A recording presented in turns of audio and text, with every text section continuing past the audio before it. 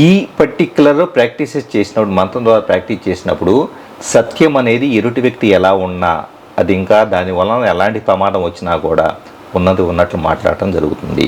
Okay. So మనిషి expression improve అవుతుంది.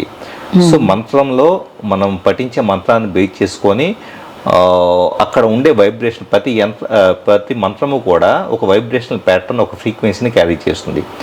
ఉదాహరణ 432 హెర్ట్జ్ అనే ఫ్రీక్వెన్సీ తీసుకున్నాం. 432 హెర్ట్జ్ ఏంటి? అనాహత చక్రానికి సంబంధించిన ఫ్రీక్వెన్సీ. నెంబర్గా మనం చూస్తున్నాం, కానీ ఆ మంత్రం పఠించినప్పుడు వచ్చేటప్పటికి అక్కడే చేంజ్ 432 హెర్ట్జ్ ప్రొడ్యూస్ అవుతుంది.